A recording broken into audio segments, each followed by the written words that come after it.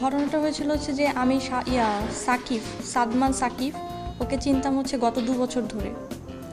আর ওই একদিন আমাকে সাকিব ফোন দেয়, হ্যাঁ এরকম আমাকে অনেক দিনই বলে যে দেখা করার জন্য। তা আমি আর কি মাঝখানে আমার টাইম হয়ে উঠতো না ভার্সিটির জন্য, আমি দেখা করতে পারতাম না। তো এরকম একদিন করেছিলাম, আমি সাদি আর আমার একটা কাজিন সহ দেখা করেছিলাম। এরপরে সাকিব আমাকে আরও আরও একবার বলে যে এরকম তুমি আমার সাথে দেখা করো। তখন আর কি আমাকে ফেসবুকে নক করে, হ্যাঁ। তো এরপরে আর কি ফোন দেওয়ার পরে তখন বলতেছে যে আমার সাথে আমার একটা বড় ভাই আছে খুব ক্লোজ, তো একটু আসো চলো দেখা করি আমরা, হ্যান তেন আমি এরকম বলছি। তো পরে আমি বলতেছি যে তোমার বড় ভাইকে তো আমি চিনি না, আর কে এসে পরে বলছে যে সাফাত আমার খুব ক্লোজ একটা বড় ভাই, তো কোনো প্রবলেম নাই, ট্রাস্টওয়ার্দি, সমস্যা হবে না কোনো, ঠিক আছে তুমি টেনশন করো না, আমার উপর ট্রাস্ট রাখো। তখন আমি বললাম আচ্ছা ঠিক আছে। তখন আমি আর আমার ফ্রেন্ড মিলে গেলাম পিকাসোতে। তখন ওইখানে আর কি ওই যে সাফাত ওর সাথে পরিচয় হয়। তো ফার্স্টের দিনে সে তার মানে পার্সোনাল লাইফ নিয়ে আমার সাথে অনেক কথা বলতে থাকে, লাইক যে কীভাবে ওর নাকি মানে একটা মানে মেয়ের সাথে রিলেশন ছিল, তারপরে ব্রেকআপ হয়েছে, তারপর নাকি যে ওই মেয়েটার সাথে নাকি ওর বিয়ে হয়েছিল, এরকম একটা কথা বলছিল আমাদেরকে। তো আমরা তখন চিন্তা করতেছি যে ফার্স্টের দিনে এরকম কেন বলতেছে, মানে নিজের পার্সোনাল লাইফ নিয়ে কেন বলবে, আমাদেরকে তো চিনেও না বা আমরা তো আর চিনি না। তো আরেকটা কথা বলি, ওই পিকাসোতে তারা উপরে ছিল, রুফটপে ছিল, ওরা ড্রিঙ্ক করতেছিল, তো আমাদেরকে ড্রিঙ্ক করার জন্য অফার করে, তো আমরা করিনি। তো এরপরে তখন ওইখানে সাফাত আমাদেরকে বলতেছে যে 28 তারিখে কিন্তু ওইটা হচ্ছে যে এই ঘটনা 10 থেকে 15 দিন আগে হবে, বা 10 থেকে 12 দিন আগে, আমি সঠিক মনে করতে পারছি না। তো তখন ও আমাকে বলতেছিল, মানে ও আমাদের দুজনকে বলছিল, সাদি আর আমার ফ্রেন্ড, হ্যাঁ সাফাত আমাদেরকে বলতেছিল যে আমার ফ্রেন্ড আর আমাকে বলতেছিল যে আমার তো 28 তারিখে বার্থডে, তোমরা কিন্তু আসবে। তখন আমি বলছি, আমি আর আমার ফ্রেন্ড বলছি যে দেখি আসবো কিনা, আমরা এখনও শিওর না, আমরা দেখি। তো গেল। এরপরে আমার সাফাতের সাথে কিন্তু 2-1বার দেখা হয়েছিল, তখন খুব ভালো প্রিটেন্ড করে আমাদের সামনে যে খুবই ভালো একটা ছেলে, তার মতন ছেলেই হয় না। আর আরেকটা কথা বলি, তার অনেকগুলো গার্লফ্রেন্ড ছিল, এরকম আমাদেরকে একটা কথা বলেছিল। গেল, এটা তো মানুষের পার্সোনাল লাইফ, তার গার্লফ্রেন্ড থাকতেই পারে, আমরা কেন এগুলোর মধ্যে ইন্টারফেয়ার করবো, তো আমরা এগুলো আর কি মাথায় নিই। তো এটা গেল। তো 28 তারিখের দিন সকালবেলা আমি আর আমার ফ্রেন্ডটা হচ্ছে যে দেশের বাড়িতে গিয়েছিল ওর, তখন ও আর কি বিড়াল পালতো, তো ওই বিড়ালটা উত্তরে ওর একটা মানে মেয়ে ফ্রেন্ডের বাসায় রেখে গেছিলো। তো ওটা নিয়ে আমরা যখন চলে আসতেছিলাম, বাসায় ব্যাক করছিলাম, তখন ওই যে সাফাত আহমেদ, যে সাফাত, ও বারবার আমাদেরকে কল দিচ্ছিল। তো তখন আর কি আমি ফোনটা পিক করতেছিলাম না, কারণ আমাদের আর কি ওর বার্থডেতে যাওয়ার ইচ্ছা ছিল না। তো বারবার ফোন দিচ্ছিল, মেসেজ করছিল, হ্যাঁ এরকম। তো এরপরে আমি বাসায় চলে আসি, আমার ফ্রেন্ডও বাসায় চলে গেছে, সাদিয়া। তো এরপর আবার সাদিয়াকে ফোন দিয়ে বললো, সাদিয়া তুমি একটু রথির সাথে কনফারেন্স করো। তখন আমার সাথে কনফারেন্স করলো আমার ফ্রেন্ড। তো কনফারেন্স করার পরে তো বলতেছে কি যে দেখো তোমরা আমার খুবই ভালো ফ্রেন্ড, আর আমার বার্থডেতে সবসময় অনেক বড় বড় মানুষজন আসে, সাকিব আল হাসান, হ্যান ত্যান, অনেক বড় রকমের বার্থডে হয় আমার, এরকম বলছিল। তো এইবার অত বড় হবে না, কিন্তু আমার অনেক ফ্রেন্ডসরা থাকবে। আর দেখো আরেকটা কথা বলি, তোমরা হচ্ছে যে আমার স্পেশাল ফ্রেন্ড, তোমরা যদি না আসো আমি কিন্তু কেক কাটবো না, প্লিজ প্লিজ আসো, এরকম করছে। তখন আমাদেরকে এইভাবে আর কি ইমোশনাল ব্ল্যাকমেল করেছে। তো আমরা বলছি যে দেখো এখন তো অনেক বেশি লেট হয়ে যাচ্ছে, তো এখন আমরা না যাই, এটা আমি বলছি। তখন ও বলছে দেখো তোমাদের তো মানে পায়ে হেঁটে আসতে হবে না, আমি আমার গাড়ি পাঠিয়ে দিচ্ছি, এরকম বললো যে আমি আমার গাড়ি পাঠিয়ে দিচ্ছি। তখন আমি বলছি ঠিক আছে। পরে এর বলার আগেই দেখি যে মানে ও বলছে যে ওর বলার সময় দেখি যে ওর ড্রাইভার আমার বাসার নিচে এসে হাজির, ওর ড্রাইভার আর ওর বডিগার্ড। ওর ড্রাইভারের নাম ছিল হচ্ছে বিল্লাল, আর বডিগার্ডের নামটা আমি আর কি বলতে পারছি না। তো তখন আমাকে আর সাদিয়াকে আর কি পিক করলো, আমাদের দুজনকে পিক করার পরে আচ্ছা আরেকটা কথা বলি, তখন বলেছিল আমাদেরকে যে তোমরা তোমাদের অনেক ফ্রেন্ড সার্কেল নিয়ে ওখানে আসতে পারো, ওই যে আমার বার্থডে পার্টিটা ওই যে রেইন ট্রি হোটেল অ্যান্ড রেস্টুরেন্টে হবে, রুফটপে হবে, এরকম বলেছিল। তো এটাও বলেছিল যে তোমরা আমাকে ট্রাস্ট করো, সমস্যা নেই, আমরা তো তোমাদেরকে খেয়ে ফেলবো না, এটা বলছে। আচ্ছা ঠিক আছে, আমি আমার 2টা ফ্রেন্ডকে বলবো। তো তখন আমি আমার 2টা ফ্রেন্ডকে বলি। তো ওদের মধ্যে একজন ছেলে একজন মেয়ে। তো একজন যে ছেলে, সেই ছেলেটা হচ্ছে আবার ডক্টর, আর আরেকটা যে মেয়ে, ও হচ্ছে আমি ওকে ছোটো বোনও বলি, আবার খুব ক্লোজ আমার ফ্রেন্ডও হয়। তো যাই হোক, তো আমাকে আর আমার ফ্রেন্ডকে কিন্তু সাফাত গাড়ি দিয়ে ওই ওই যে rain tree hotel and restaurant ওখানে নিয়ে গেছে। তো আমরা উপরে যাই, ওই রুফটপে গেলাম। তো রুফটপে যেয়ে দেখি যে ওখানে তারপরে হচ্ছে যে সাফাত, হ্যাঁ, তারপরে হচ্ছে যে ওই যে ওর বডিগার্ড, তারপরে ওই বিল্লাল, ওরাও উপরে এসেছিলো। তারপরে হচ্ছে যে ওখানে ওরা ছাড়াও দুটা মেয়ে ছিল, দুটা মেয়ের মধ্যে নাজিয়া, আমি যতক্ষণ কথা বলেছিলাম তো ওই দুটার মধ্যে একজনের নাম হচ্ছে নাজিয়া, একজনের নাম হচ্ছে তানজিলা, এরকম। হ্যাঁ, নাজিয়া আর তানজিলা, এই দুজন। তো গেলো। এরপরে শাহরিয়ার আমার ফ্রেন্ড, ঠিক আছে, তো ওরা আর কি উপরে আসছে, আমার ফ্রেন্ডগুলো উপরে আসছে, আমার ফ্রেন্ড আর ওই যে আমার ছোটো বোনটা আর কি, ওরা উপরে আসছে। তো উপরে আসার পরে তো এখন আমাদেরকে বলতেছে, মানে আমরা দেখতেছি যে বারবার দেখতেছি যে আচ্ছা ওখানে কিন্তু ওরা রুম বুক করেছিল সাফাত, হ্যাঁ এটা আমি বলি, ওরা রুম বুক করেছিল বলেছিল। তো আমাদেরকে বলেছিল যে তোমরা কিন্তু মানে থাকলে থাকতে পারো অথবা চলে গেলে চলে যেতে পারো। তখন বলছি আমরা কেন থাকবো, আর কেন বা তুমি আমাদেরকে থাকতে বলছো? বলে কি যে না না তোমাদের ইচ্ছা, এরকম বলেছিল। তখন বলছে আচ্ছা ঠিক আছে আমরা পার্টি টাটি করে চলে যাবো, মানে বার্থডে পার্টি করে চলে যাবো, এরকম বলেছিল। তো এরপরে আমরা ওখানে যখন আমার ফ্রেন্ডগুলো উপরে আসার পর তখন দেখলাম যে ওখানে পরিস্থিতিটা ভালো লাগতেছিল না, কারণ ওই যে দুইজন যে মেয়ে ছিল, হ্যাঁ আমার ওই ডাক্তার ফ্রেন্ডটা আর ওই যে আরেকটা যে ছোটো বোন বলি ও আসছিল।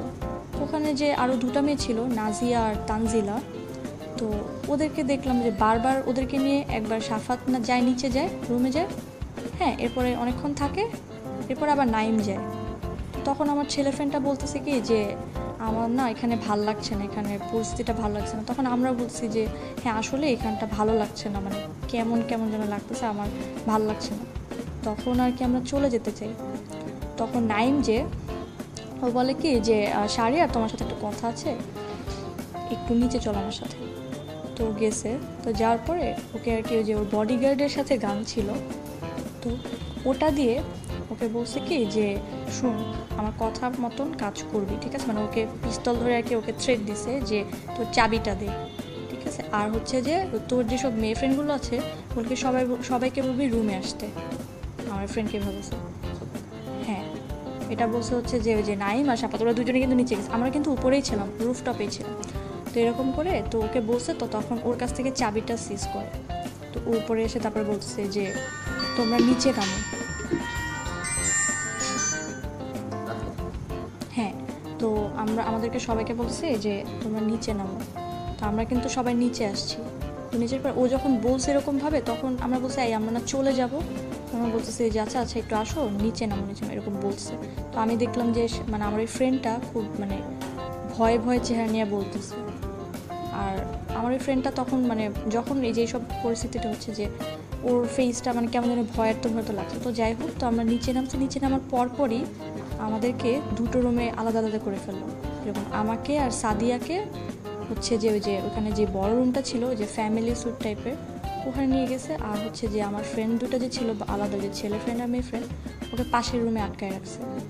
আটকায় রাখার পর ওদের তো গাড়ির চাবিটা তো সিজ করে রাখছে, হ্যাঁ এরকম আটকায় রাখার পর একটু পরে আবার আমার ওই ছেলে ফ্রেন্ডটাকে রুমের মধ্যে নিয়ে আসে। ছেলে ফ্রেন্ডটাকে রুমের মধ্যে নিয়ে এসে খুবই মারধর করার পরে বলে যে তুই বল, তুই হচ্ছে যে ইয়াবার ডিলার, আর হচ্ছে যে তুই হচ্ছে যেসব মেয়েদেরকে এখানে নিয়ে আসছিস উল্টাপাল্টা করার জন্য, এরকম করে ওকে খুব মারছে। তখন ও বলছে দেখেন ভাই আমি একজন ডক্টর, আপনি আমাকে এরকম করতেছেন কেন, আপনি আমাকে কেন মারতেছেন, আমাদেরকে যেতে দেন। খুব মারছিল, এইভাবে মারছিল, মানে খুবই মারছিল ওকে। ওরা এরকম বলতে তারপর আরও মারছে। এরপর আমার ফ্রেন্ডকে দিয়ে 3বার ভিডিও করেছে। একবারে ও কাঁদতেছিল, চাই তুই কাঁদতেছিস কেন, আবার ভিডিও করেছে। এরপর আরেকবার করেছে, তখন ও কাঁপতেছিল, এইভাবে ধরে কাঁপতেছিল। এরপর বলে এটাও হয় না, আরেকবার ভিডিও করে। এরপর ওর যে বিল্লাল নামে যে ড্রাইভারটা ছিল ওকে দিয়ে কিন্তু ভিডিওটা করেছে এইভাবে। তারপর বলছে শুন তুই ওই রুমে থাক, তোর হচ্ছে যে ওই মেয়েটার সাথে মজমাস্তি কর, ঠিক আছে, আর হচ্ছে যদি যাওয়ার মানে প্ল্যান করিস বা যেতে তো পারবি না অবশ্য, কারণ তোর গাড়ির চাবি তো আমার কাছে, আর হচ্ছে যাওয়ার কথা মাথায় চিন্তাও করতে পারবি না, নিচে হচ্ছে যে আমার বডিগার্ডকে রেখে দিছি, তুই যেতে পারবি না, ঠিক আছে, চাইলেও যেতে পারবি না। আর আমাদের সবার কাছ থেকে কিন্তু ফোন সিজ করে রাখে, আমাদের সবার ফোন সিজ করে রাখে ও। তো এরপরে হচ্ছে যে আমাদেরকে খুবই মারধর করে। এবার হচ্ছে যে আমাকে হচ্ছে যে ওই যে সাফাত যে ও আর কি একটা রুমের মধ্যে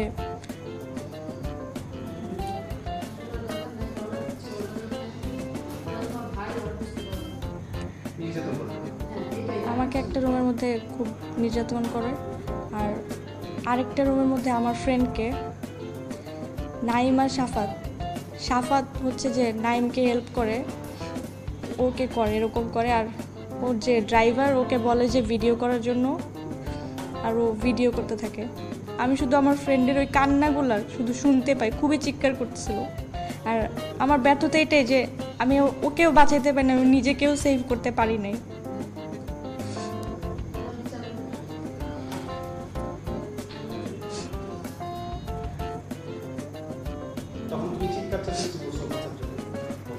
আমরা অনেক চিৎকার চেঁচামেচি করেছি, অনেক।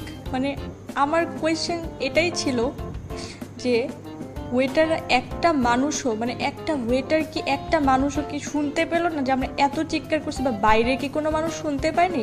রাস্তার ধারেই তো হোটেলটা ছিল, একটা মানুষ কি আসলো না আমাদেরকে সেভ করতে? যখন আমি প্রোটেস্ট করছিলাম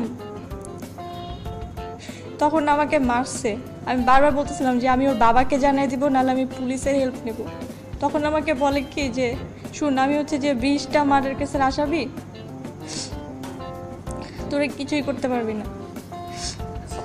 হ্যাঁ, সাফাত আমাকে এরকম বলতেছিল, কিচ্ছু করতে পারবি না, কোনো কিছু করতে পারবি না। তারপর বলছে যে আমি হচ্ছে যে বাংলাদেশের মধ্যে 1 নম্বর স্মাগলার, তাই আমরা মানে আমি স্বর্ণের বিজনেস করতে পারি, এরকমও কথা বলছিল। তারপরে যে আমাদের ভিডিও করছিল এসব বলছিল যে তোরা যদি এগুলো করিস বা বলিস বা কাউকে যদি বলিস তাহলে কিন্তু তোদের ভিডিও সব ছেড়ে দেওয়া হবে, ঠিক আছে, আর খুব বাজেভাবে ছেড়ে দেওয়া হবে, খুবই বাজেভাবে ছেড়ে দেওয়া হবে, এরকম বলছে। তখন আমার ফ্রেন্ড সাদিয়া এটা বলতেছিল যখন ওর সাথে খারাপ করছিল, মানে এই কথাটাই বলতেছিল যে আমাদেরকে মেরে ফেলো, তারপর আমাদের সাথে এরকম করো না।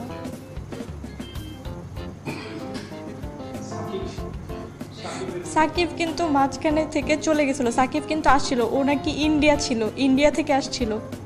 ও কখন আসলে আমার টাইমটা সঠিক মনে নাই, কিন্তু ও আসছিল, ও কিন্তু সবসময় ওখানে ছিল, ও কিন্তু সব দেখছে, সবই দেখছে ছেলেটা, কিন্তু ছেলেটা মিডনাইটে চলে গেছে।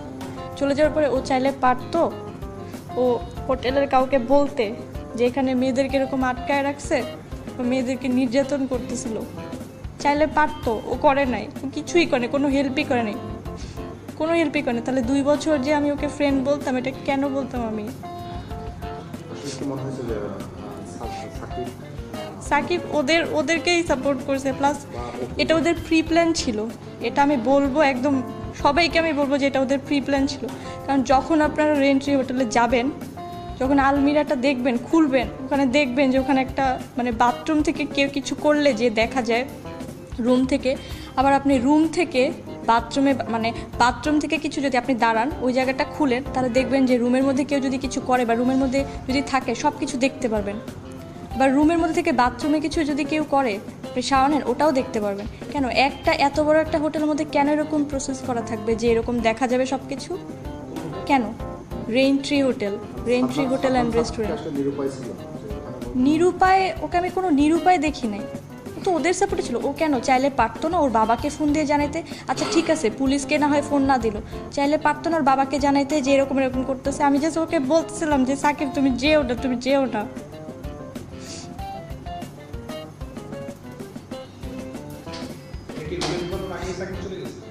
ও সব কিছু দেখার পরেও চলে গেছে। ও চাইলে পারতো আমাদেরকে সেভ করতে, ও চাইলেই পারতো, কিছুই করে নাই, কিচ্ছু করে নাই সাকিব। আমাদের সারাটা রাত নির্যাতন করছে, সারাটা রাত। না, আমাদেরকে সাফাতের বাসার সামনে রেখে আসছিল, সাফাতের বাসা, ওর বাসার সামনে ও উবার ডেকে তারপর অতটুকু পর্যন্ত ছেড়ে তারপরে ও নিজের বাসায় চলে যায়। আর আমাকে বলে যাওয়ার টাইমে যখন ডাকবো তখনই আসবা, এটা যাতে মাথায় থাকে, আর কাউকে যদি এগুলো কিছু বলো তাহলে কিন্তু খুবই প্রবলেম হবে। ওর বাসার অ্যাড্রেস আর বাসা কিন্তু আমি চিনি, কারণ উবার দিয়ে যখন গেছি তখন কিন্তু আমি দেখছি। সারাটা রাত আমাদের খুবই নির্যাতন করে, কোনো পানিও খেতে দেয়নি।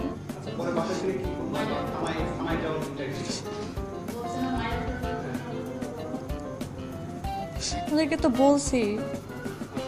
পরে যখন আমি, শাহরিয়ার আমার ফ্রেন্ড, আর হচ্ছে আমার ছোট বোনটা আমার ফ্রেন্ড, আর একটা যে ভিকটিম, আমরা তখন বাসায় ঢুকি নাই, আমরা পিকাজোর এই কোনায় একটা রেস্টুরেন্ট আছে, ফরচুন না কি যেন, ওখানে গেছিলাম। ওখানে বসে আমরা সবাই কাঁদতেছি, কী করবো বুঝতেছি না। সাফাত তখন আমাকে 18 বার কল দেয়, আমরা বুঝতেছি না, আমরা পুরো নিরুপায়, আমরা বাসায় কীভাবে ঢুকবো, মানে আমি বুঝতেছিলাম না যে এটা কী হলো। আমার কাছে এটাই মনে হয়েছে যে তখন যে আমরা আর্টিসানের মধ্যে আসি, আর ওরা হচ্ছে যে জঙ্গি, ওরা আমাদেরকে মেরে ফেলতে এখানে নিয়ে আসছে, তাহলে মাইরাই ফেললো না কেন, এরকম করলো কেন আমাদের সাথে? 1.5 মাস পরে আমরা কিন্তু জিনিসটা কিন্তু ওইখানে এর পরের দিন আমার 2টা বড় ভাইকে বলছিলাম জিনিসটা মিউচুয়াল করার জন্য। তো ওরা কিন্তু ওদেরকে ডাকায় নিয়ে আসছিল মিউচুয়াল করার জন্য। তো ওইখানে ও বলছে যে আমরা ইয়াবা খাওয়াছিলাম, মানে ওরা আর কি, সাফাত নাইম, ওরা নাকি ইয়াবা খাওয়া ছিল, আর হচ্ছে যে ওরা ড্রিঙ্ক করা ছিল, 3 রাত নাকি ঘুমায় নাই, তো এর জন্য আমাদের সাথে এরকম করছে। তখন আমি বললাম যে বললার হয়ে গেল। তারপর বলছে কি যে সরি থেকে সব কিছু শেষ, সরি বললে কি মানে সব কিছুর মাফ পাওয়া যায়? আমার কথা ছিল এটাই। তখন ওরা হাসতেছে, তারপর আমাদেরকে বলতেছে কি যে তাহলে বিয়ে করে ফেলো, এরকম কথা বলছে। আরেকটা কথা বলি, ওইখানে যখন আমাদের কাটকায় রাখছিল তখন আমাকে আর আমার ফ্রেন্ডকে বিয়ে করার জন্য পাগল হয়ে গেছে, বলে যে তোমাদেরকে আমরা বিয়ে করবো, এরকম করতেছিল।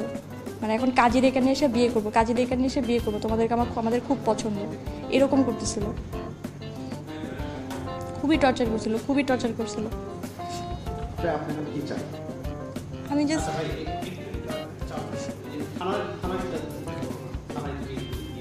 থানায় তো আমি গিয়েছিলাম এটার মামলা করতে।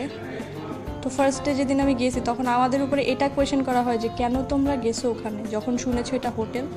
আমার কথা হচ্ছে এটাই, আমি কি মানুষের ভিতরে ঢুকে দেখে আসছি যে কার মধ্যে কি ভালো বা কার মধ্যে খারাপ আছে?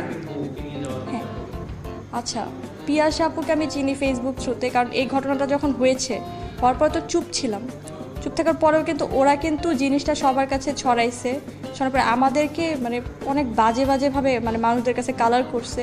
তারপরে আমার বাসার ওখানে ওর বডিগার্ডকে পাঠাইছিল, আমার ফ্রেন্ডের বাসার ওখানে, যে আমাদের ইনফরমেশন নেওয়ার জন্য।